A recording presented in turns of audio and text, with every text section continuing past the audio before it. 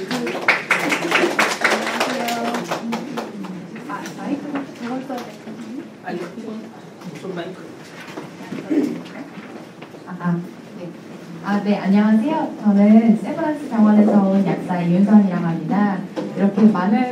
정말 이렇게 많은 선생님들 모시고, 제가 좀 많이 부족하지만, 그래도 이제 전립선암과 난소암에 대해서 약물 치료와 그다음에 이 암 치료 관련해서 전반적으로 좀 더 말씀을 드리고자 합니다. 좀 부족한 점이 있어도 잘 들어주시고, 끝나고 질문해 주시면 될 것 같습니다. 그래서 그 강의와 받으신 것처럼 우선은 전립선암에 대해서 먼저 말씀드리려고 하고요. 그리고 난소암에 대해서 말씀드리고, 그리고 천종희 선생님이 그 BCOP 그 미국 종양 전문약사 시험 관련해서도 알려주시면 좋겠다고 하셔서 시간이 되면 그거 관련해서 간단하게 언급 드리려고 합니다. 아마 강의 안에 내용이 다 포함되어 있어서요. 혹시나 시간이 안 되면 그 부분은 조금 생략할 수도 있을 것 같습니다. 우선은 이제 그 전립선암 누가 걸렸는지 찾아봤는데 혹시 이분 기억하시나요? 박물관이 살아있다 나왔던 그 영화 배우인데 벤 스틸러라고 그런 사람들, 그 다음에 워렌 버핏을 아마 아실 것 같아요.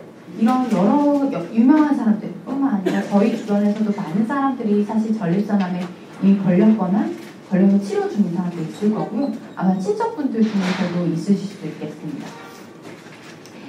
이렇게 흔한 전립선암 갈수록 아마 빈도가 더 늘어날 것 같은데요. 우선 개요에 대해서 말씀드리고 그 치료에 대해서 말씀드리는 걸로 하겠습니다. 우선 전립선에 대해서 살펴보면 전립선이라고 하는 것은 정액을 생산하여 요도를 통해 배출시키는 남성의 생식기관이라서 보시면 요도를 감싸고 있는 기관이 되겠습니다. 그래서 전립선에 문제가 생기면 배뇨장애 같은 증상들이 나타나게 되는 게 바로 이러한이기 때문입니다. 전립선암은 전체 암 발생의 4.5%로 7위를 차지한다고 국내에서는 보고되었고 남성에서도 5위로 보고가 되었지만 외국에서는 1, 2위를 다투는 정도로 굉장히 많이 발생하는 암이 되겠습니다. 평균 진단 연령은 66세, 좀 나이가 들어서 생기게 되고 사망하는 거는 하지만 80세 정도로 굉장히 오래 잘 사는 암이라고 말씀드릴 수 있겠고 진단이 40세 미만에서 생긴 경우 굉장히 드물다고 알려져 있습니다. 앞에서 말씀드렸던 것처럼 위험인자로서는 흑인은 연령 말씀드릴 수 있겠고 흑인, 백인, 아시아인 순으로 인종별로도 약간 차이가 있다고 알려져 있고요. 가족력에도 영향이 있을 수 있고 시기도 사실은 이제 우리나라 사람들이 시기를 굉장히 궁금해도 많이 하시는데 아직은 명확하게 알려져 있지는 않지만 그래도 육식을 많이 한다거나 아니면 고지방에 남는 제품을 많이 섭취하는 것 채소를 많이 좀 적게 먹는 경우에는 전립선암이 많이 생기는 것 같다라고 보고 있고 셀레늄, 비타민 이런 것들은 이제 보호해주는 인자로서 이제 생각이 되고 있습니다. 하지만 이제 확실하게 밝혀진 것은 알파 리더페이지 이니비터라고 해서 전립선 비대증에 쓰는 약들입니다. 피나스테라이드, 두테라스테라이드를 이제 전립선 비대증 때문에 쓰는 경우 전립선 암을 예방하는 데 있어서 이제 포텐셜한 베네핏이 있겠다라고 연구가 된 바 있고 하지만 이제 보시는 것처럼 예방적인 효과가 어떤 그레이드인지 간에 프로스테이트 암의 어떤 그레이드인지 간에 이거는 이제 피나스테라이드를 썼던 연구였는데요. p-value가 유의하게 전립선 암의 발생을 감소시켰다라고 보도되었지만 아래서 보시는 것처럼 하이그레이드의 프로스테이트 캔서, 그러니까 전립선 암이 좀 더 많이 발생되는 게 아닌가라고 하는 우려가 있습니다. 이 부분은 아직 좀 명확하지 않고 연구마다 조금 다르게 얘기하기도 하는데 이러한 우려들이 아직 있고 또한 서바이벌을 비교해 봤을 때 전혀 차이가 없습니다. 그래서 이거를 예방 목적으로 쓰는 거, 그 예방 목적만으로 쓰는 거는 권장이 되지 않는다라고 생각을 해주시면 되겠습니다. 앞에서 말씀드렸던 것처럼 증상은 배뇨장애 증상입니다. 약간 소변을 자주 본다든지 손을 보기 힘들다든지 이런 사실 별다른 특징적이지 않은 증상이 될 수 있겠고 조금 더 진행된 경우에는 혈뇨가 있다거나 발기부전 등으로 나타날 수 있겠고 사실은 이 뒤에 가서도 말씀드리겠지만 전립선암을 치료를 계속한다 하더라도 워낙 진행이 되면 가장 많이 생기는 전이가 뼈저리가 됩니다. 그래서 뼈통증이 이제 생기게 되고 척추저리까지 이러는 경우에는 다리나 발 이런 신경에 마비가 오면서 문제가 생길 수 있겠고 방광이나 장 운동 조절 장애 이렇게까지도 영향이 있을 수 있겠습니다.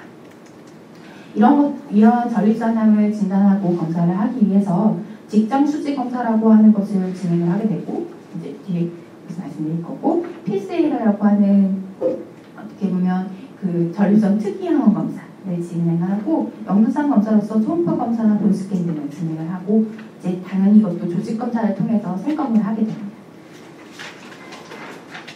직장 수지 검사는 사실 제가 일부러 그림은 안 넣었는데요. 의사 선생님이 이제 손으로 만져보는 검사입니다. 직장에 손가락을 넣어서 전립선을 만져보게 되는데, 당연히 이제 크기나 이런 다양한 정도 등을 만져서 촉진을 하는 검사이고, 직접 하는 거다 보니까 주관적이고 재현성이 낮다는 단점이 있고, 민감도나 크기도 낮다는 단점이 있습니다.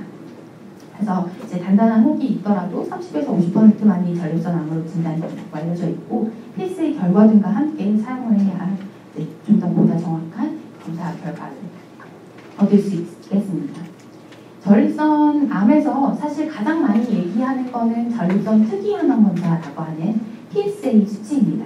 PSA 같은 경우는 이 전립선암에서뿐만 아니라 비대증이 있는 경우에도 올라가고, 전립선염이 있는 경우에, 그다음에 전립선에 가해진 물리적인 충격이나 이런 생검이 있는 경우에도 올라간다고 알렸습니다. 근데 이제 치료하신 분들 PSA 수치가 되게 어떻게 변했나 이거 굉장히 관심들이 많으세요. 그래서 이것들을 이제 주기적으로 체크를 하면서 치료 방향을 결정을 하게 되고, 지금 NCCN 가이드라인에서는 3나노그램/m를 이제 컷오프 밸류로 하고 있는데, 과거에는 4를 쓰기도 했어서 많은 수치들이 4 기준으로 나타나는 것도 조금 있고요. 연구에 따라 2.5 그런 식으로 좀 다르게 쓰이기도 했었습니다. 어쨌든 PSA가 4에서 10 이상으로 올라간다 하더라도 이 중에서는 25%만 아니라고 알려져 있기 때문에 아직 PSA만 가지고 전립선암이라고 판단을 하기는 좀 어렵겠습니다. 전립선암을 검사를 하게 될 때 PSA 단순하게 보기는 어렵기 때문에 이제 프리 PSA라든가 PSA 벨로시티, 그다음에 PSA가 더블링 된 타임, 이런 것들을 이제 보게 됩니다. 프리 PSA라고 하는 건 뭐냐면 이제 PSA가 그 프리폼으로 존재할 수도 있고 어떤 단백질에 바운드돼서 존재할 수도 있는데, 이게 PSA가 언바운드 폼으로 되는 게 이제 적어질 경우 암이 가능성이 높기 때문에 25% 미만으로 프리 PSA가 존재할 경우 95%가 전립선암으로 진단된다라고 알려져 있고, PSA 벨로시티라고 하는 거는 시간에 따른 PSA 변화 속도입니다. 그래서 이게 빠르게 증가할 경우에 당연히 하이 리스크, 그래서 이게 재발이 일어날 확률이 높다든지 하는 것들이 예측하는 데 쓸 수 있겠고, 주로 이제 PSA가 낮을 때 더 많이 활용이 되겠습니다. PSA DT라고 해서 더블링 타임을 보기도 합니다. 2배로 하는데 시간이 얼마나 걸리나 이런 것들을 보게 되고요. 전립선암이 이제 비대증이랑 같이 있거나 이렇게 아니면 이제 전립선 문제가 있어서 커질 경우에 그 부피하고 상관없게 따져보는 게 PSA 덴시티가 됩니다. 그래서 PSA 덴시티가 낮을수록 BPH의 가능성이 높고, 이제 초기 진단 시에는 유용하지 않기 때문에 이런 방법들을 사용해 볼 수도 있겠습니다. 그래서 다양한 PSA 검사들을 사용을 하지만 이런 PSA 검사를 했을 때 더 많은 환자들을 조기에 발견할 수 있겠습니다. 하지만 이런 검사를 시행하는 게 모탈리티의 감소는 아직 증명하지 못했기 때문에 아직 NCCN이나 아스코나 한국국가암검진에서 조기 검진을 필수로 권고하진 않습니다. 그렇지만 많은 병원이나 심지어 대한비뇨기과 학회 일부 가이드라인에서도 이제 50대 이상에서는 매년 하고, 특히나 고위험군에서는 40대 이상부터 매년 해야 되지 않느냐라고 하는 연구 결과들도 있고, 앞에서 말씀드렸던 그 유명한 사람들은 사실 굉장히 조기 검진에서 이렇게 암을 잘 치료했던 케이스들이긴 했거든요. 그래서 그분들은 조기 검진이 굉장히 좋다라고 주장을 하고 있지만, 실질적으로는 아직 괜히 치료 안 해도 되는 사람들을 너무 조기에 검진해서 불필요한 치료를 하게 될 수 있다는 우려가 더 큰, 아직까지는 그 주장이 더 큽니다. 이제 전립선암은 스테이징에 T1 스테이지를 사용을 하게 됩니다. T1은 이제 촉진되지도 않고 영상 검사로도 보이지 않는 상태가 T1이라고 할 수 있겠고요. T2는 보시는 것처럼 전립선 내에만 국한된 경우를 의미를 하게 되고, T3 같은 경우에는 이제 전립선 바깥으로 이제 뻗어나가서 정낭에까지 침범이 이루어진 경우를 TGS-B라고 할 수 있겠고, 이제 정낭까지도 더 벗어나서 이제 그 바깥쪽 관광이라든지 직장이라든지 그런 조직까지가 전환 경우를 T4라고 할 수 있겠습니다. 뭐 N은 이제 노드 침범이고 이제 M은 이제 메타 스타틱 스테이터스를 의미하는 거라서 노드 이제 림프절 전이 외에도 뼈 침범이 있다든지 다른 이제 장기로 전이가 있었을 경우 N 스테이터스가 1로 표시가 되게 됩니다. 그 다음에 이제 전립선의 스테이징에 사용되는 것 중에 하나가 글리슨 스코어입니다. 저는 이게 사실 뭘 의미하는지 항상 잘 몰랐었는데 보니까 분화도를 의미를 하는 거고 그레이드가 낮을수록 이제 분화도가 높고 그레이드가 높을수록 나쁜 겁니다. 모양이 일그러져 있고요.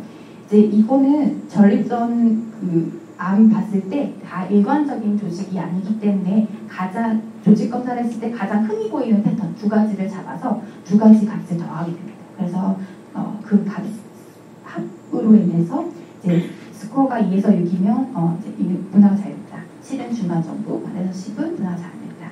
라고 평가를 하게 됩니다. 그래서 전립선암은 앞에서 말씀드렸던 TNM 스테이지 외에도 이런 PSA 수치 그리고 글리슨 스코어들을 활용해서 이제 그룹을 매기고 이에 따른 치료를 하게 됩니다. 예후에 대해서도만 말씀드리고 이제 치료 넘어갈 건데요. 예후를 보면 전립선암은 거의 이제 처음에 로컬라이즈 되거나 아니면 리프노드 전이가 있는 정도로 발견되는 경우가 상당히 많은데 그런 경우에 5년 생존율을 거의 100% 육박을 하게 되고 전이된 상태에서 하지만 발견되게 되면 4%에 불과하다고 하지만 30%도 무의침의 생존율을 가지게 됩니다.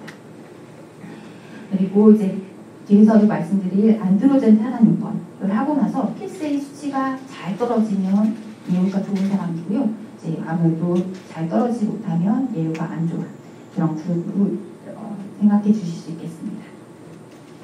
이제 앞에 부분 간단하게 말씀드렸고 치료에 대해서 이제 본격적으로 다 말씀드리겠습니다. 로컬라이즈 어드밴스 그다음에 노드나 메타스테틱 디지즈 리커런트 순서대로 말씀을 드리겠습니다. 케이스를 제가 그 강의록에는 넣지는 않았어요. 그래서 짧게 앞에서 보고 뒤에서 이제 그 치료에 대해서 설명드린 다음에 한 번 다시 보는 걸로 그렇게 하고자 준비를 해봤습니다.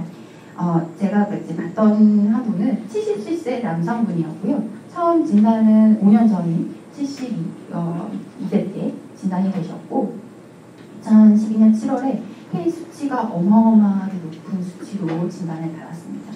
봤더니 뼈 통증이 사실은 있었고 그래서 이제 벨트라 이런 스파인 사크럼에 그 메타가 있었고 이미 렁메타, 림프노드 메타까지 다 있는 상태였고 고혈압이라든지 이런 신수증 그 다음에 TB 이런까지 있는 분이었습니다. 이분은 처음에 진단받고 나서 수술을 못하셨어요. 수술을 못하셨고 이제 생검을 하고 그 상태로 이제 보셀린이라고 하는 HRH 아고니드랑 그다음에 비칼로타마이드를 시작을 하셨고 스케줄에 따라서 이제 조금 4주마다 맞거나 12주 맞거나 이런 요법들을 하고 중간에 이제 RT를 시작을 하게 되었습니다. 그래서 RT를 약 한 달 정도 받았고요. 중간에 이제 이런 요법들을 진행하면서 9월달에 체크를 했을 때 굉장히 많이 잘 떨어졌습니다. 그래서 4까지도 잘 떨어졌고 이제 이런 그 약물 요법 보셀린과 비칼로타마이드는 이제 한 2014년 정도까지 계속 지속을 했었는데 2014년도까지 더 많이 떨어져서 1점 이상 이 정도로 굉장히 잘 떨어진 상태를 유지를 했었고요. 하지만 지금은 올라가기 시작해서 11.16까지 올라갔습니다. 그래서 그때 전이가 이제 프로그레션 했구나 라고 판단이 돼서 약물을 바꿔서 도데탁세 진행을 하게 되었고 프레니디솔로는 병원판이 요법을 썼습니다. 환자는 잘 폴로업을 하지 못했고 5차까지만 그냥 시행하고 환자가 너무 힘들어서 중단하겠다 하고 그냥 그만해버렸고요. 맨 처음에 치료 끝났을 때는 0.3이었어요. 근데 이거는 이제 2016년이었는데 2016년 9월 29일에 이제 봤을 때 한참 쉬다 봤더니 이제 PSA가 다시 슬금슬금 오르기 시작합니다. 그래서 엔자루타마이드 급여도 되는데 이걸 씁시다. 그래서 엔자루타마이드를 쓰고 지금까지 계속 쓰고 계십니다. 지금 맨 처음에 쓰기 시작했을 때 페이스가 14, 지금은 2.5 정도로 많이 줄어든 상태를 보이고 있습니다. 네, 그럼 이제 이 환자를 생각하시면서 다시 들어주시면 되겠습니다. 로컬라이즈 가장 낮은 상태입니다. 그래서 독한 대형에는 종양이고 전립선 내에서 보이지도 않고 만져지지도 않는 그 T1 상태나 아니면 이제 영상 검사로서는 보이지만 전립선 내에만 있는 T2까지를 나눠보면 이제 그리슨 스코어나 페이스에 따라서 베어리 로 리스크, 로우 리스크, 인터미디에이트 리스크로 나눌 수 있겠고 이 경우에는 기대형이 중요합니다. 기대형이 10년인지 10에서 20년인지 20년 이상인지에 따라서 치료 방법이 달라지게 되고 전립선 항상 특이하게도 옵저베이션이라고 하는 게 굉장히 중요한 트리트먼트 옵션으로 있게 되겠고 액티브 서바일런스라고 하는 그런 개념도 이제 생각해 볼 수 있고 방사선 치료나 수술을 하는 것도 시행을 해볼 수 있겠으며 인터미디어트 리스크인 경우에는 방사선 치료에다가 플러스 마이너스로 ADT라고 하는 안드로겐 차단 요법을 4에서 6개월 정도만 짧게 하는 것도 방법으로 생각해 볼 수 있겠습니다. 앞에서 말씀드렸던 그 요법들에 대해서 조금 더 자세하게 살펴보겠습니다. 우선은 이제 대기요법이라고 한국말로 번역하면 이렇게 말씀드릴 수 있겠는데 최대한 치료를 안 하는 방법입니다. 기다리는 방법이라고 할 수 있겠고 치료를 완치가 되지도 않는데 그런 치료하지 말고 큐어를 잘 유지하자라고 하는 개념이라고 생각하실 수 있겠고 다만 치료를 안 하기 때문에 디지즈가 이제 프로그레션 하면서 생길 수 있는 유리널 리텐션이라든지 아니면 뼈의 골절 같은 위험성들이 좀 있겠습니다. 기대염형이 10년 미만인 경우에만 시도해본 방법이고 보통 이제 모니터링을 6개월마다 시작하게 되는데 증상이 있게 되면 아니면 뭐 TS가 100 이상으로 굉장히 증가한다든지 이렇게 이제 어떤 소견이 발견되면 팔리에이티브 테라피를 이제 시작을 하게 됩니다. 이에 반해서 액티브 서베일런스라고 하는 거는 한국말로는 집중검사법이라고도 번역이 될 수 있을 것 같은데요. 이 같은 경우에는 이제 좀 더 타이트하게 모니터링을 하는 겁니다. 그래서 질병이 진행되는 게 발견되면 바로 치료해서 살리겠다. 이런 목적으로 치료를 하게 되는 거고 이제 기대용이 조금 더 긴 10에서 20년 사이인 경우에 시도되는 방법입니다. 이럴 때는 모니터링에 바이옵시가 들어갑니다. 하지만 바이옵시는 6개월보다 더 자주 하지는 말라라고 권장을 하고 있고 리스크 카테고리가 당연히 바뀌며 리클래시피케이션을 해야 되는 건데 그 외에는 아직 불분명합니다. 이런 것들을 통해서 이제 치료를 빨리 시작하는 것을 목표로 하는 단계가 되겠습니다. 수술을 하는 방법도 이제 생각해 볼 수 있는데 특히나 이제 로우 리스크거나 인터미디어트 리스크인 경우에는 이제 큐어를 생각해 볼 수 있는 그런 방법이 될 수 있겠고 이제 개복 수술을 하거나 복강경으로 하거나 로봇 수술을 하거나 각각 약간 장단점들이 있습니다. 요즘에는 로봇 수술도 많이 시행하고 있고 특히 저희 병원 좀 많이 합니다. 그 이제 근치적 전립선 적출술을 하면서 뒤에서도 RT라고 약칭해서 계속 말씀드릴 것 같고요. 펠빅 림프노드 다이세션은 항상 모든 경우에 하는 건 아니고 림프노드 메타스타시스가 가능성이 2% 이상이라고 생각될 때만 다 시행을 하게 되고 수술을 할 때 사실은 이런 수술하고 나서 교저루라든지 발부전이라든지 방광목의 협착이라든지 그리고 사실 더 무시할 수 없는 조기 사망 리스크가 있기 때문에 생존 기대 연명이 10년 이상인 경우에만 보통 시행하자고 하고 있고 이런 수술이 어려운 경우에는 냉동 수술, 냉동 치료 방법을 쓰기도 합니다. 방사선 치료도 사실 많이 쓰게 되는데요. 방사선 치료는 가장 흔하게 쓰는 거는 EBRT라고 약칭되는 외부 방사선 조사입니다. 그래서 이거는 우리가 흔히 아는 3D 방법이나 아니면 뭐 세기를 좀 바꿔가면서 아니면 이미지를 모니터링하면서 하는 방법 아니면 프로톤, 그 양성자 치료 등으로 다양한 방법으로 시행될 수 있겠고 주변 조직인 그 장의 컴플리케이션을 야기할 수 있거나 아니면 유인한 포텐셜이나 앞에서 말씀드렸던 발기부전의 피로 같은 부작용들이 합병증들이 나타날 수 있겠고요. 브라키 테라피는 많이 다른 병에서 나오는 건 아니긴 한데 근접 방사선 치료입니다. 그래서 방사선성 물질, 식드라고 하는 거를 전리전으로 그냥 삽입해버려서 주변 조직에만 영향을 미치고 그 외 영향이 최대한 적게 나타내도록 하기 위한 방법이 되겠습니다. 로우도즈인 것을 오랫동안 삽입하는 방법이거나 아니면 하이도즈의 그 강력한 방사선 내뿜는 걸 짧게 삽입하는 방법 두 가지로 나눠볼 수 있겠습니다.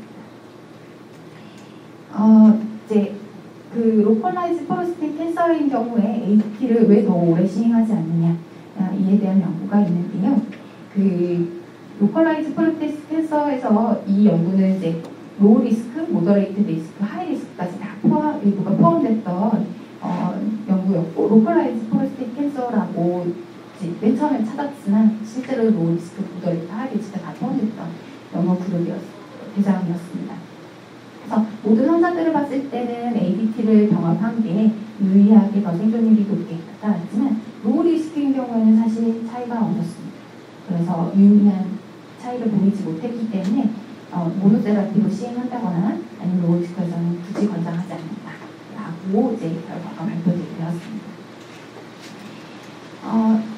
그보다 좀 더 큰 상태, P3라고 하는 전립선 정낭이까지 넘어서 이제 전립선 암이 존재하는 경우, 혹은 이제 그 바깥 조직들까지 심험이 일어나는 경우, 하이리스크 또는 대역이 하이리스크 그 부분이 되게 될 텐데, 이때는 가장 이제 추천되는 방법은 외부 방사제 주사나 이제 안드로이드 차단 입법을 2에서 3년간 시행하는 방법이었습니다. 경우에 따라서는 수술을 하거나 아니면 브로킹 테라피까지 좀 더해서 하는 방법도 있을 수 있겠습니다. 이제 ADT랑 안드로겐 차단 요법과 방사선 치료를 같이 병합하는 것에 대해서 연구를 살펴보면 왜 그냥 안드로겐 차단 요법만 하지 말고 RT까지 해야 되냐? 같이 했을 때 서바이벌이 확실하게 증가한다. 그 다음에 전립선암에 대한 생존율, 전립선 암으로 인한 생존율도 확실하게 유의하게 차이가 나는 보여줬기 때문에 이런 연구들을 통해서 이제 T3, T4의 프로스테이트 캔서에서는 안드로겐 차단 요법뿐만 아니라 RT까지 같이 하자라고 주장을 하게 됐고 권고하게 되었습니다. 사실 이제 앞에서 계속 안드로겐 차단 요법에 대해서도 말씀을 드렸는데요. 안드로겐 차단 요법이 전립선암에서 왜 이렇게 중요한가? 전립선암은 남성 호르몬의 영향을 굉장히 많이 받는 암이 되겠습니다. 그림에서 보시는 것처럼 시아하부에서 CRH나 GnRH를 통해서 피투이터리 글란드 그 뇌하수체에 이제 신호를 보내게 됐고 신호를 통해서 LH, FSH가 이제 분비가 돼서 테스트에 영향을 주게 되면 여기서는 대부분의 테스토스테론이 만들어지게 되면서 이제 이게 활성체로 변화하고 그것이 안드로겐 리셉터를 갖다 붙으면서 이제 전립선암에 영향을 많이 미치게 되는 그런 신호 전달 체계를 활성화시키고 PSA 증가시키고 이런 일들을 나타내게 됩니다. 물론 이제 테스티스뿐만 아니라 부신에서도 작용을 하게 돼서 부신에서 이제 테스토스테론의 전구체를 만들어내게 되고 그 이제 전구체가 테스토스테론을 변화한 다음에 알파 리더케이즈에 의해서 활성체인 DHT로 변화하고 그것이 다시 안드로겐 리셉터에 붙으면 똑같은 역할을 할 수 있겠습니다. 따라서 이러한 작용들을 차단하는 GnRH를 차단하면 GnRH 아고니스트로서 이런 남성 호르몬을 억제를 시킬 수 있겠고 코르티코스테로이드는 그 CRH나 피투이터리 작용을 억제하는 걸 통해서 전립선암 치료를 도와줄 수 있겠고 아비가테론이라고 뒤에서 말씀드릴 잘기가 같은 경우에는 테스토스테론의 생성을 억제하게 되면서 효과를 발휘하게 되고 알파 리더케이즈는 사실 활성체로 변하는 걸 억제하기 때문에 그 효과를 낼 수 있는 측면이 있겠고 안드로겐 리셉터의 엔딩하는 걸 억제하는 엔잘루타마이드나 비칼루타마이드 같은 경우에는 직접적으로 작용을 억제를 해서 치료에 사용되게 됩니다. 앞에서도 이제 말씀드렸던 것처럼 그 안드로겐이 굉장히 중요한 역할을 하고 대부분 테스티스에서 만들어지기 때문에 서지컬하게 수술로서 제거를 시키는 이제 양쪽을 다 로케토미를 시행할 수 있겠고 아니면 약을 써서 이거는 너무 이제 보는 것도 좀 달라지니까 외형적으로 달라지니까 약물로서 거대시키는 방법이 LHRH 아고니스트나 안타고니스트 또 써볼 수 있겠고 이런 방법도 통해 치료를 할 수 있지만 하지만 대부분의 사람들은 뒤에서도 말씀드린 것처럼 이제 거세 저항성 전립선암으로 진행을 하게 됩니다. 어쨌든 거세 수준의 그 테스토스테론이 어느 정도냐 보통 50나노그램 per 데시리터라고 알려져 있는데 이게 한 그 300 정도면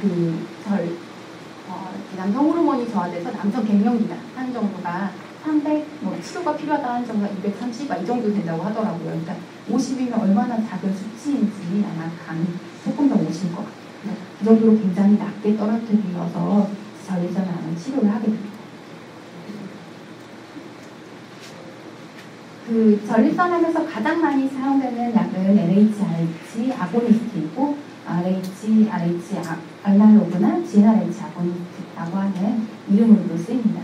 앞에서 그 환자분도 쓰셨던 약이 보셀렌이었고 루톨라이드나 트리토렐린이라고 하는 약제도 쓰이고 있습니다.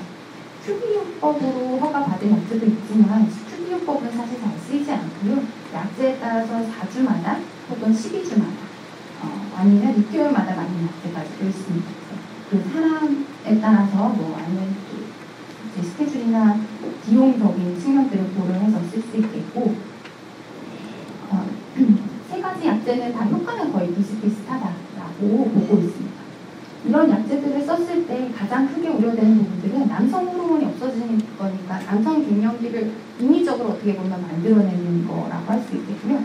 그럼에 따라서 롱텀한 어버스멘트가 보다 보지만 이제 비만이라든가 성기능장, 근육이 줄어들고 심혈관계 부작용, 당뇨 등이 이제 생겨나는 게 부작용이 이제 오랫동안 샀을 때 특히나 더 잘 올 수 있겠고 어큐트하게도 아고니스트이기 때문에 네거티브 피드백이 작용하기 전까지는 수명을 오히려 촉진되는 효과가 있을 수 있겠습니다. 그래서 이게 보통은 2주 안에는 해소가 된다고 보기 때문에 적어도 일주일간은 안티안드로젠을 병합하는 게 좋지 않겠느냐라고 하는 게 공부가 되고 있고 화끈거리, 갱년기니까 화끈거리고 팔다리 여기저기 쑤시고 알기부전 오고 여성형 유방이 올 수가 있습니다. 타모시펜으로 좀 완화시킬 수 있다고 보통 되어 있고요. 그 다음에 이제 붓거나 주사를 맞는 거기 때문에 주사 맞는 자리 아프거나 이런 것들이 이제 어큐트하게 나타날 수 있는 부작용이 되겠습니다.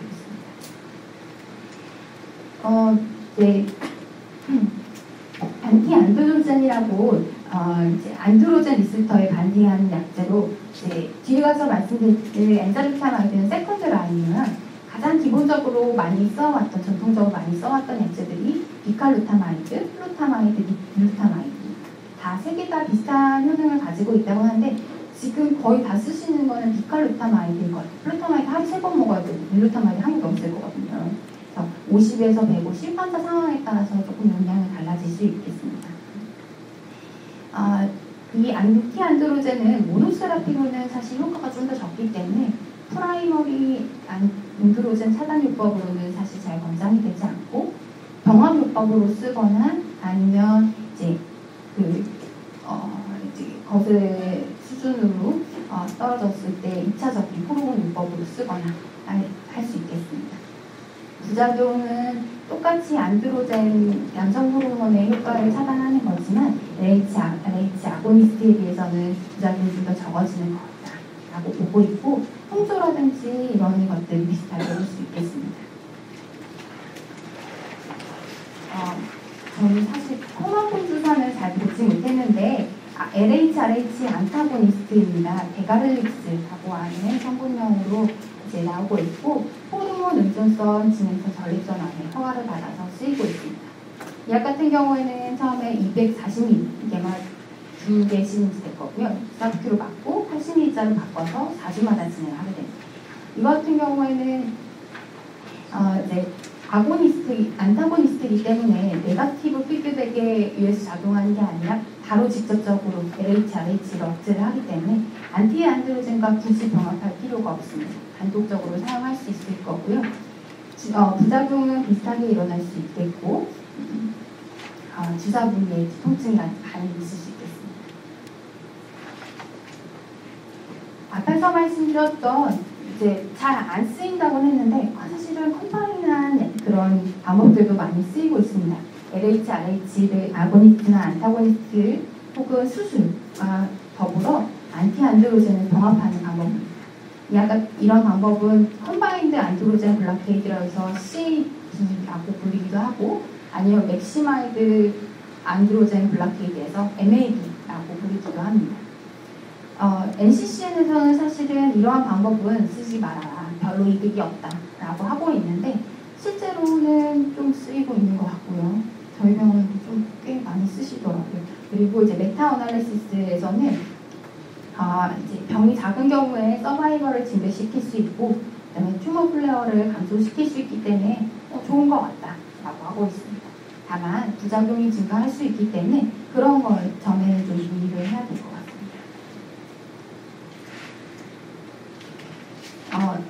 이제 계속 말씀드리는 게 ADT에 대해서 말씀드리게 될 것 같은데, 림프노드가 전이가 있든지 아니면 다른 진짜 장기의 침범이나 조직의 침범이 있을 경우에 가장 카테고리에서 추천하는 방법이 방사선 치료나 ADT 혹은 ADT 방법으로서 추천이 되어 있고, 이런 것들을 잘 쓰고 나서 얼마나 PSA가 잘 떨어지는지, 얼마나 PSA가 떨어진 게 유지가 잘 되는지에 따라서 예후가 결정이 되게 됩니다. 이제 앞에서도 말씀드렸다시피 PSA는 하지만 여러 치료를 했음에도 불구하고 올라가게 됩니다. RT를 한 경우 프로스테이트를 절제한 경우 30에서 50%의 증가가 나타나게 되고, 이게 바로 재발의 증거가 됩니다. 글리신 스코어가 높았거나 아니면 더 PSA 더블링 타임이 높았거나 그러면 재발이 더 잘 유발된다고 생각하고 있습니다. 이렇게 재발이 된 경우에는 이제 다시 방법을 더 찾아봐야 되겠습니다. 네, 이전에 그냥 수술만 그런 약물요법을 잘 써보지 않았던 경우, M0인지 M1인지에 따라서 NCCN에서는 이제 약제를 LHR, 아고니스트 안드로젠을 안티안드로젠 병합하거나 아니면 LHR, 안타고니스트 단독으로 써보는 그런 방법들을 이제 권장을 하고 있습니다. 또한 이제 방사선 수술을 하고 나서 이런 PSA가 다시 증가되는 경우, 그런 경우에도 이제 방사선 치료를 한 ADT를 시행하도록 권장을 하고 있고,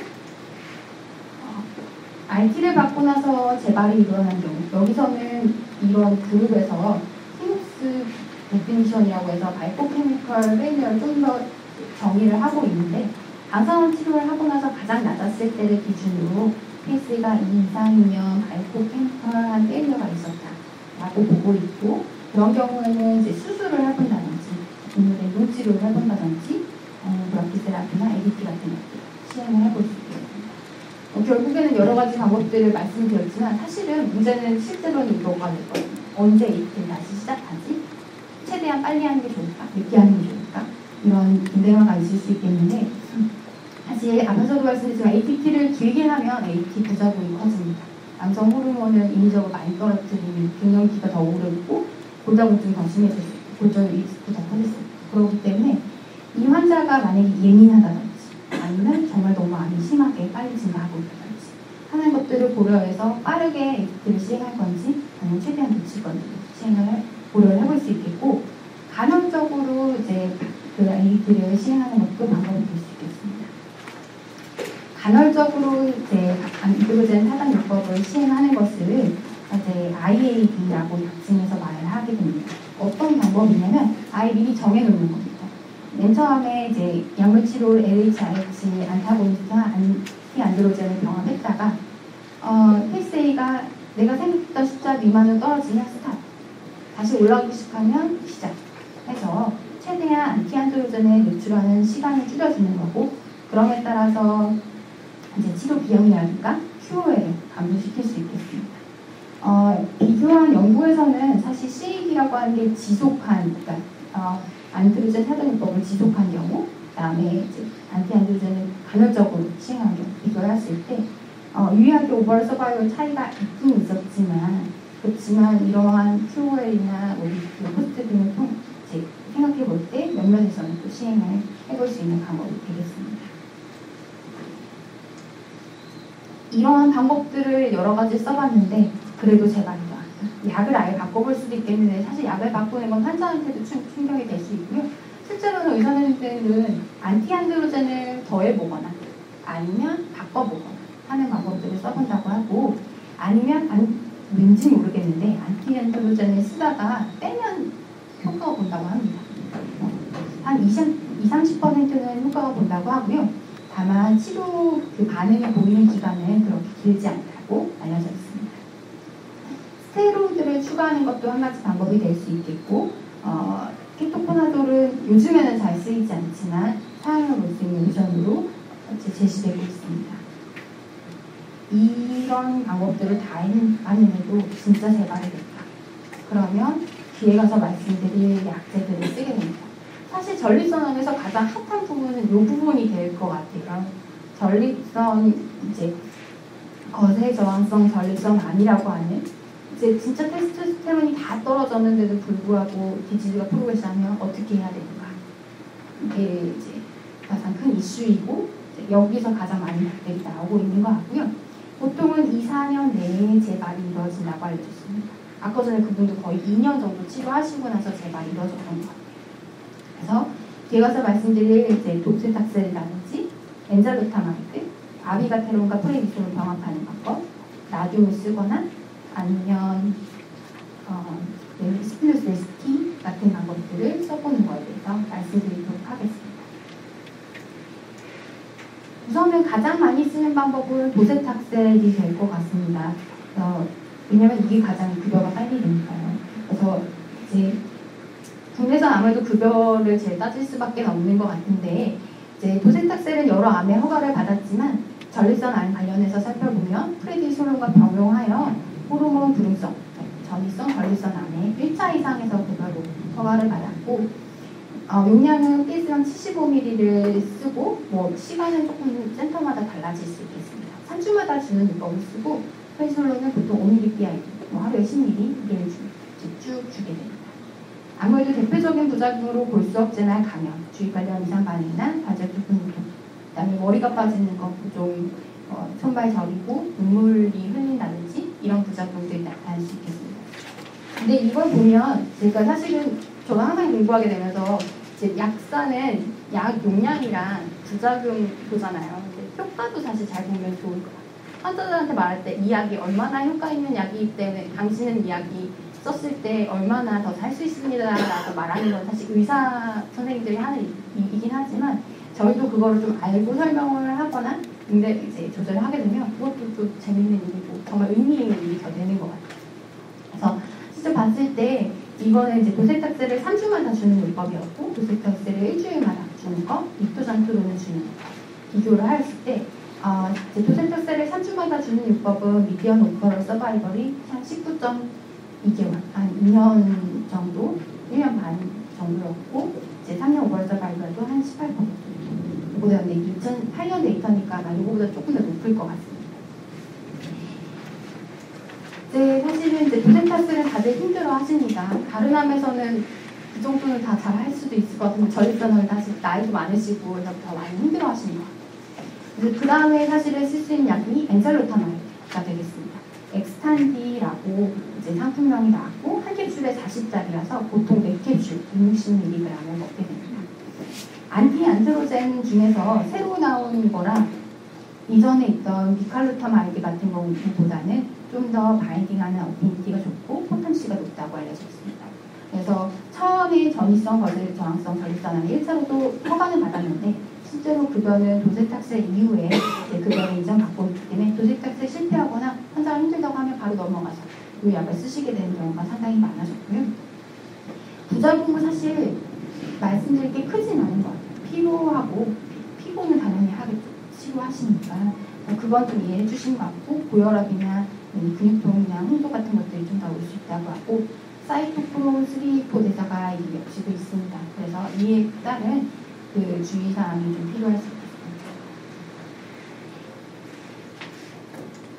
엑스탄디는 프리베일 스터디를 통해서 효과를 갖고 더 많이 쓰이게 되었는데 이제 이전에 케모세라피를 받지 않았던 1,700여 명의 환자를 대상으로 이제 위약분과 대조 연구 비교하여 연구를 했습니다. 그래서 당연히 위약분하고 비교했을 때 엄청나게 높은 그 오버롤 서바이벌과 그다음에 프로그레션 프리 서바이벌을 증명을 하여서 그래서 이제 인정을 받고 쓰게 되었고 하지만 이제 그래서 1차까지도 허가를 받았는데 실제로 그다음 2차만 하고 있고요.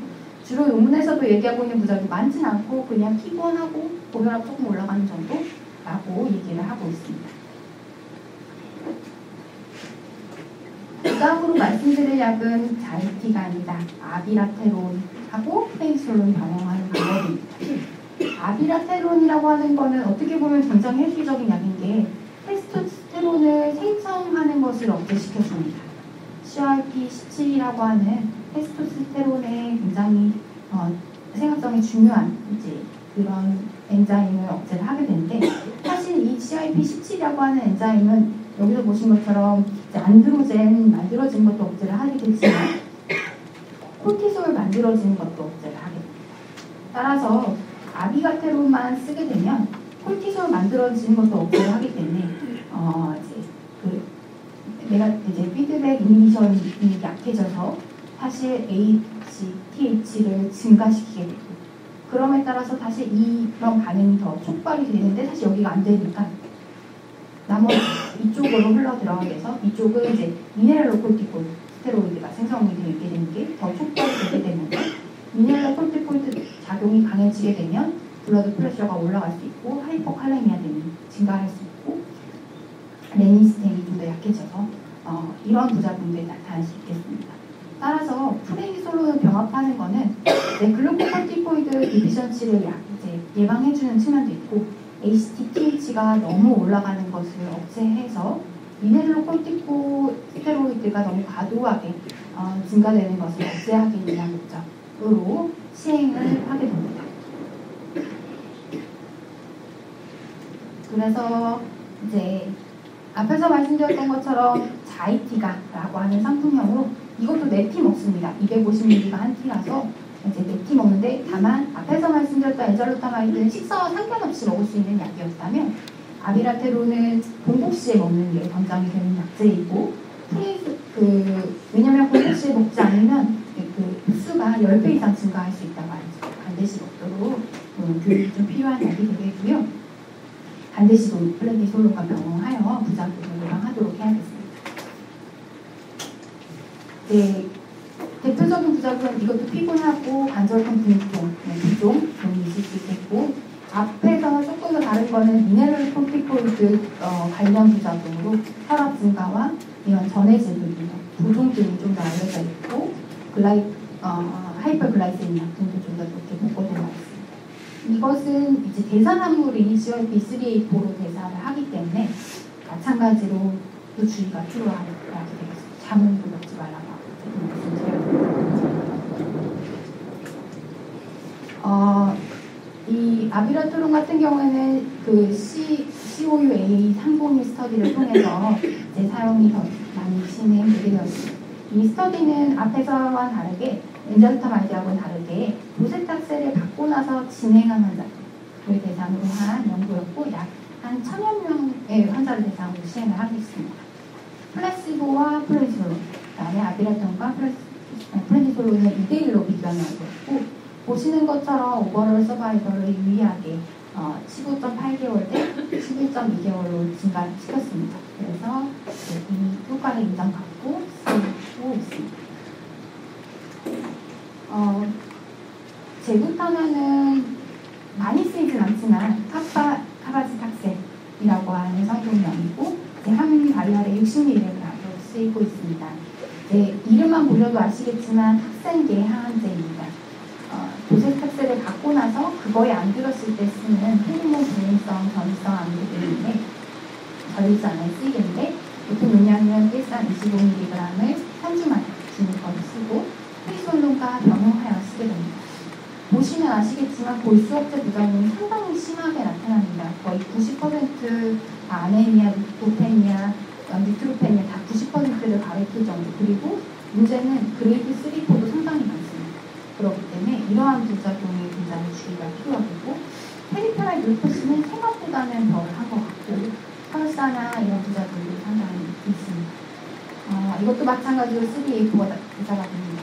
자문을 주의해야겠고, 안티히스타민, 코르티코스테로이드와 같은 전천치 약제들이 필요하고, 0.2 마이크론 히터를 사용해서 인퓨전하도록 권장합니다. 카바지탁세 관련된 연구는 트로픽 트라이얼이 유명합니다. 이 연구는 사실 제가 여권에서 말씀 안 드렸지만 리토잔트론도 결리선 안에 쓸 수는 있거든요. 요즘에는 많이 쓰시는 게 줄어든 것 같아요. 네, 이제 리토잔트론과 비교한 연구였고, 리토잔트론은 빨간색, 카바지탁세는 파란색으로 봤을 때 오버럴 서바이벌이 유의하게 증가함을 나타내었고 이제 이래도 유의하게 증가함을 나타내었습니다. 그래서 2.8개월 때 1.4개월로 PFS가 결과가 나타났고 이제 그레이드 3 이상의 굉장히 중요한 심각한 부작용이 부큐페니아 그리고 설사가 등장했습니다. 비가 많이 와요. 갑자기 천둥이 쳐서 네. 제가 올 때만 해도 서울에는 비가 안 왔던 것 같은데 조금 이거는요. 네. 피곤하시죠, 되게. 제가 재미가 없다. 농담을 중간에 잘못 썼습니다.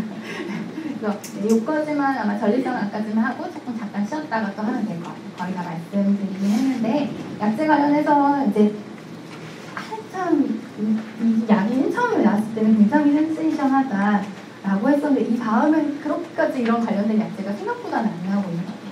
시필리스 T라고 하는 캔서 백신입니다. 어떤 개념이냐면 이제 환자 몸에서 이제 혈액을 채취해서 루카페레스 기계를 돌리고 APC만을 뽑아내서 그거를 이제 배양을 시킵니다.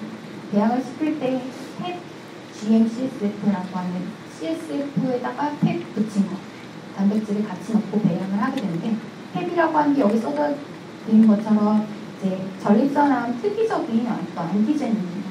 그런 것들을 같이 넣고 이제 배양을 시키게 되면 이 APC는 전립선암에 굉장히 관련된 특이적인 항원들을 잘 이제 확인할 수 있게 되겠고 이거를 이제 환자 몸으로 주입을 하게 되면 T셀이 이런 전립선암 항원들을 더 잘 인지하도록 해서 T셀이 캔서셀을 더 많이 분석하는 그런 캔서 백신 개념으로 쓸 수가 있겠습니다. 당연히 생각해 보셨겠지만 국내는 아직 미국어가 돼 있고 미국에서 쓸 수 있다고 하는데 미국에서도 굉장히 비싼 걸로 알고 있습니다. 많이는 못 쓰고 있는 걸로 알고 있고요. 이제 증상이 거의 없거나 전혀 없거나 거의 없거나 메타스타틱 캐스트레이티드 레지던스 프로스테이트 캔서에서만 허가를 받았고 60분 정도에 걸쳐서 주입을 하게 되고 2주마다 주고 총 3번 정도 준다라고 되어 있는데 이제 시비어한 인퓨전 레귤레이션도 일어날 수 있기 때문에 이거에 대한 대비가 좀 필요할 수 있겠습니다. 다만 이제 그레이드 3 이상은 그래도 많이 나타나진 않아서요. 그냥 아주 심각한 건 아니고 이제 여기서도 프리메디케이션으로 언급되는 게 그냥 아스파린탄이랑 안티히스타민 정도 그냥 간단하게 주고 이제 볼 수 있는 개념도 있고 환자 자신의 것을 사실 어떻게 보면 다시 넣어주는 개념이라서 그래서 예상했던 것보다는 조금 인퓨전 레귤레이션 같은 면역 반응들이 좀 많이 안 나타나는 편이 아닌가 싶고요. 나머지는 사실 뭐 열나고 이런 정도 크게 많이 작용은 없고 다만 이뮤노소프레센트하고 쓰게 되면 캔서 백신인데 이런 면역세포들의 효과를 떨어뜨릴 수 있으니까 그런 걸 좀 주의해 드릴 수 있겠다라고 언급을 하고 있습니다. 이와 관련된 임팩트 트라이얼이라고 하는 데에서는 이제 6개월 이상 살 수 있고 PSA가 5 이상이면 테스토스테론이 그냥 낮았던 거세 방향성 암이라고 하는 게 확인되는 환자들 대상으로 2대1로 랜덤에서 이제 연구를 진행을 하게 되었고 봤을 때 서바이벌이 스티무스가 유의한 정도 높게 나타났고 그래서 이제 부작용을 하지 않고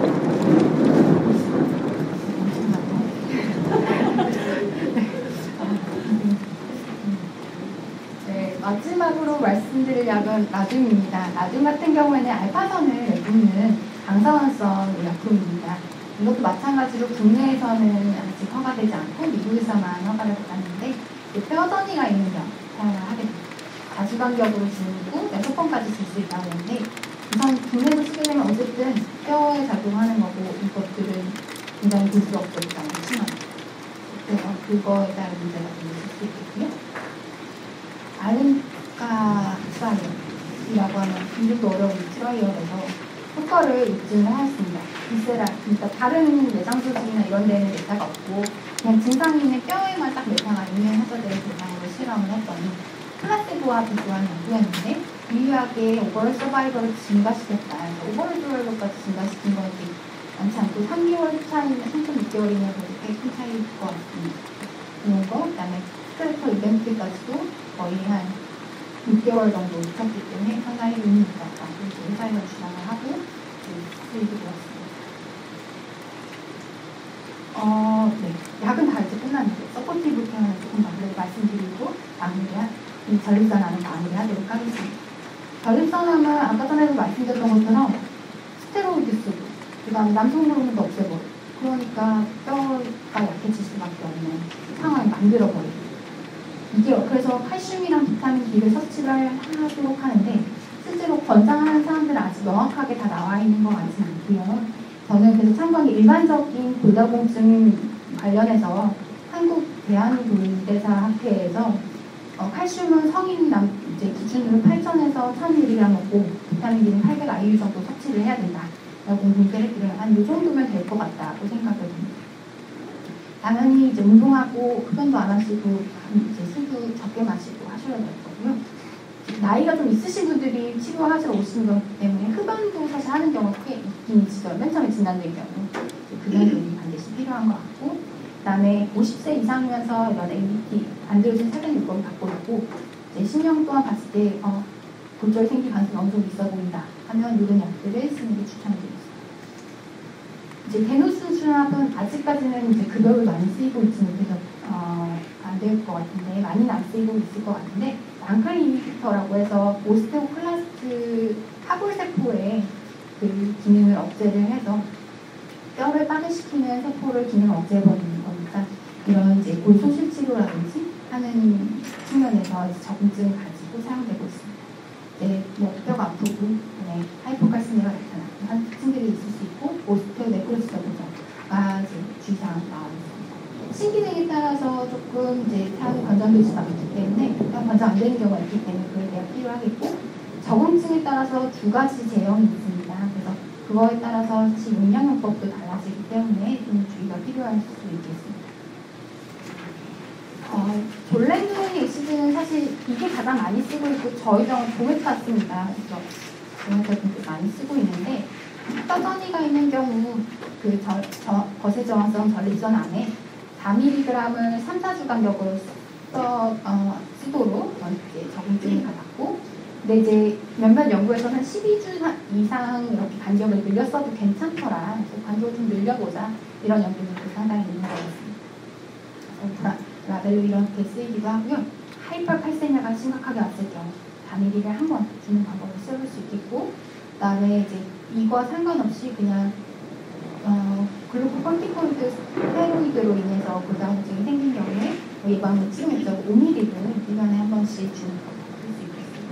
이것도 마찬가지로 NR-토키나 이제 신진에 따라서 권장이 안 되기도 하기 때문에 대한 주의가 필요하고 오스테오네크로시스가 일어나기 때문에 턱벽에서 일어날 수 있기 때문에 이런 분들은 사실 치과 가시기 전에 좀 주의가 필요할 것 같아요. 이게 보통 어쨌든 한 3개월 정도는 중단을 해야 된다고 하고요. 치과 치료라고 받을 때 3개월 정도는 이런 도메타 같은 약들을 중단하고 가야 된다라고 하고 그다음에 사실 데노순합도 마찬가지로 이런 부작용이 있을 수 있기 때문에 이런 경우는 6개월은 중단하지 않을까라고 생각이 되고 있는데 아직 데노순합은 얼마나 중단하고 치과 치료를 받을 수 있는가에 대해서는 조금 가기가 불확실한 상황입니다. 사실 이제 뼈저리가 있을 경우에 뼈 통증이 상당히 있기 때문에 적절한 사실 진통제를 쓰는 게 필요하겠고요. 방사선 이제 의약품을 쓰거나 하는 것도 도움이 될 수 있겠고 외부 방사선 조절하는 것도 해볼 수 있는 방법이 되겠습니다. 그거 말고도 사실은 많이는 안 보긴 한데 스파이널 콜드 컴프레션이라고 해서 생기면 굉장히 무서운 질환입니다. 제가 얼마 전에 소아 환자인데 사실 이 환자가 뼈저리가 있었어요. 그래서 그게 이제 계속 병이 치료에도 불구하고 병이 진행이 되면서 실제로 이런 증상이 조금 나타났습니다. 굉장히 페인이 심해지고 이제 뭔가 하지 마비 같은 것도 일어나고 감각이 저하되면서 기능이 저하가 일어났거든요. 이런 증상들이 일어나게 되는데 그 환자는 다리를 이쪽에 뼈전이가 일어나게 되면서 다리 감각이 없어지고 잘 못 걷게 되는 이런 증상들이 일어났고 그래서 이제 MRI 이런 걸 찍어봤을 때 척추에 협착이 좀 보여서 컴프레션이 보여서 바로 스테로이드를 쓰기 시작했습니다. 그래서 말씀드렸던 것처럼 스테로이드를 빨리 쓰도록 하고 있고 증상이 심하면 용량을 더 많이 쓰라고 권장을 하고 있고요. 수술을 하는 것도 방법이 될 수 있어서 우선 증상이 생기면 정형외과나 이런 데 협진을 빨리 넣고 방사선과에도 협진을 넣고 증상을 보고 잘 나아지는지 않을 텐데 증상이 계속되거나 조금 위험할 것 같으면 이제 수술이나 방사선 치료를 해야 될 수 있겠고요. 보통 수술이 조금 더 컴플리케이션이 그러니까 잘 회복될 수 있어서 좋다고는 하는데, 그러니까 회복이 빨리 될 수 있어서 좋다고 하는데 수술 부작용도 무시 못하기 때문에 수술이 불가능한 경우는 방사선 치료를 받도록 권장을 하게 됩니다. 그리고 DM과 심혈관계 부작. 어쨌든 지금 치료들, 남성 호르몬 억제하는 치료들은 이런 걸 다 높일 수 있다라고 보시고 그거에 대한 대비가 필요하다라고 권장을 하는데, 실제로 그러면 어떻게 해야 된다? 그거는 가이드가 없고 그냥 일반적인 그 나이대 남성들이 해야 되는 당뇨 예방, 심혈관계 예방, 심혈관계 검진 이런 걸 따라서 그냥 하면 된다라고 권고가 되고 있습니다. 그래서 앞에서 말씀드린 게 거의 다 이해가 가시겠죠? 그래서 보실 수 있겠고,